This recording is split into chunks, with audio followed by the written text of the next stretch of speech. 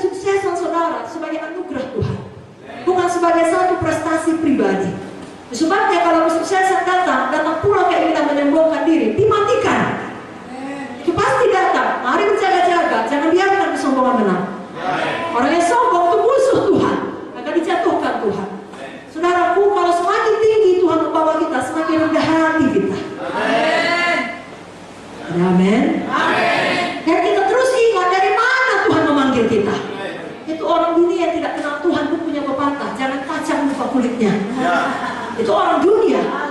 Sebabnya anak-anak Tuhan tidak cocok kalau tidak tahu menghormati orang tuanya, atau orang-orang yang sudah berjasa dalam hidupnya, orang-orang yang dipakai Tuhan menolong dia. Saudara, kalau suatu hari saudara sangat sukses, saudara harus ingat kepada mereka. Saudara menolong mereka, saudara menghormati mereka. Amin, saudara. Ada orang-orang sebelum bekerja sungguh-sungguh ikut Tuhan, setelah bekerja meninggalkan Tuhan. Sebelum menikah sungguh-sungguh ikut Tuhan, setelah menikah punya banyak anak meninggalkan Tuhan. Jangan demikian. Yusuf setelah diangkat dari Perdana Menteri bukan hobah-hobah, senang-senang. Wah, baru kali ini menikmati kekayaan. Dia gak tahan dia semua, menikmati semua. Tidak, saudara. Yusuf diangkat dari Perdana Menteri, dia bekerja, saudara. Jadi saudara diangkat Tuhan itu sarana untuk bekerja bagi Tuhan.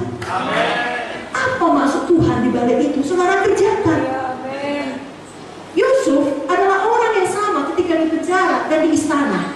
Karakternya dibentuk Tuhan di penjara, sepadan dengan panggilannya.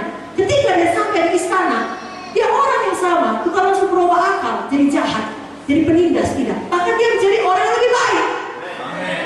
Yesus tidak berubah dari seorang yang korupsi atau semena-mena. Dia tidak balas dendam kepada orang yang menyakitinya, atau dia tidak berkata, oh aku telah mencapai posisi ini, harus menjaga baik-baik, jangan sampai aku jatuh lagi, masuk penjara lagi.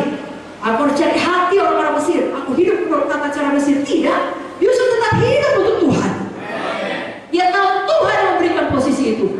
Adalah Tuhan yang sama mempertahankannya. Jadi dia melakukan kehendak Tuhan di posisi itu. Saudara juga demikian. Kalau sudah diangkat Tuhan dalam posisi tertentu, oh saya kompromi lah biar bisa bertahan. Jangan pernah kompromi. Justru saudara jadi garam, jadi terang. Berani tak saudara? Yusuf tidak membalas istri Potifar, atau Potifar, dia tidak berkata aku sekarang lebih berkuasa dari engkau, sini Mama Poti, biar kau juga masuk penjara, rasakan yang kurasakan. Tidak. Dia serahkan pada Tuhan. Kepada saudara-saudaranya pun dia tidak membalas, mengasihi mereka, berbuat baik pada mereka. Walau sampai akhirnya mereka tidak bertobat, tetap meragukan Yusuf, tetap jahat. Bapaknya mati, mereka menuduh jangan-jangan Yusuf akan menjahati kita. Begitulah jahatnya hati mereka.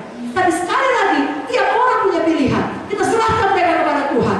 Bagian kita mau lulus ujian kesuksesan.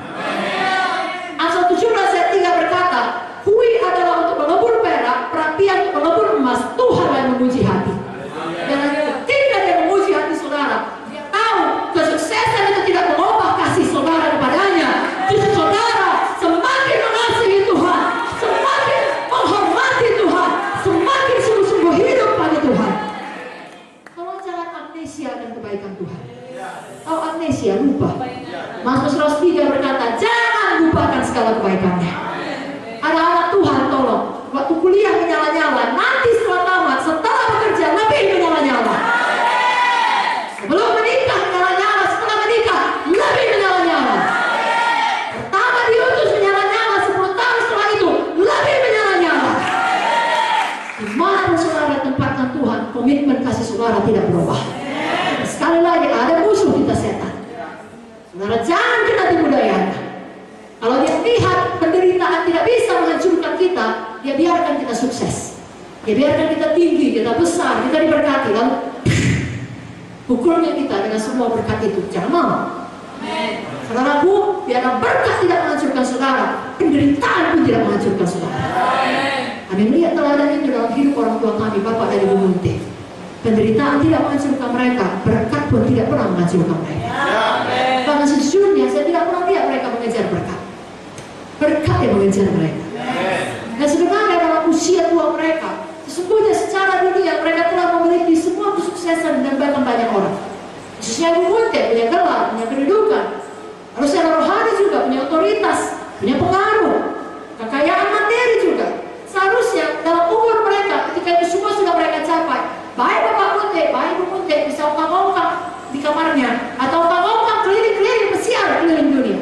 Saudara lihat sampai 77 tahun Ibu Munte masih pergi kemari. Saudara, itu dilakukannya tiap-tiap minggu, tiap-tiap bulan. Kami baru siap Virtus Woman, sebelumnya Intensive Cell, sebelumnya Kendari, sebelumnya Makassar, sebelumnya Sumba, mulai daripada Tambolaka sampai ke Waingapu, Sumba Barat Daya, Sumba Barat, Sumba Tengah, Sumba Timur, dijalani saudara dengan mobil.